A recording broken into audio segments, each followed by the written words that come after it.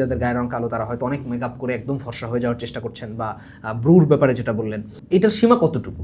এক্ষেত্রে আমরা রূপচর্চার মূলনীতিগুলোকে ফলো করতে পারি। দিনী বোনদের মাঝে অনেক সময় অনেক মিসকনসেপশন দেখা যায়, এই যে ন্যাচারাল বিষয়টাকে ধরে রেখে পরিচর্যা করে আরো বেশি সুন্দর করা, আর আরেকটা হচ্ছে যেটা একেবারেই নেই সেইটাকে হচ্ছে শো অফ করা বা সেটাকে বানানোর চেষ্টা করা, যেটা অনেক সময় অনেক দেখা যায় যাদের গায়ের রং কালো তারা হয়তো অনেক মেকআপ করে একদম ফর্সা হয়ে যাওয়ার চেষ্টা করছেন, বা ব্রুর ব্যাপারে যেটা বললেন, এইটার ক্ষেত্রে একটা প্রশ্ন এরকম আসে, এটার সীমা কতটুকু? খুব সুন্দর একটা প্রশ্ন করেছেন। এক্ষেত্রে আমরা রূপচর্চার মূলনীতিগুলোকে ফলো করতে পারি, তাহলে সহজেই আমরা রূপচর্চার ক্ষেত্রে যে প্রান্তিকতা আছে, বাড়াবাড়ি আছে, সীমালঙ্ঘন আছে, সেটা থেকে আমরা দূরে থাকতে পারবো। আপনি প্রশ্ন করেছেন যে মানে স্বাভাবিকতার বাইরে কখন সেটা অস্বাভাবিক হবে।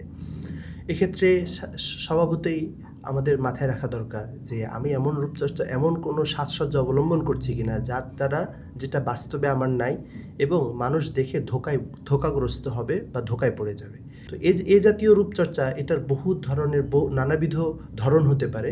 তো আমরা যদি এই মূলনীতিটাকে ফলো করি যে আমার এই রূপচর্চার দ্বারা কেউ ধোকাগ্রস্ত হচ্ছে কিনা, বাস্তব সৌন্দর্য আড়াল করে কৃত্রিম সৌন্দর্য উপস্থাপন করে কাউকে ধোকা দেওয়া হচ্ছে কিনা, এই বিষয়টাকে যদি আমরা সামনে রাখি, তাহলে আমি আশা করছি তিনি অস্বাভাবিক যে রূপচর্চা ইসলামে নাজায়েজ, সেটা থেকে বেঁচে থাকতে পারবো।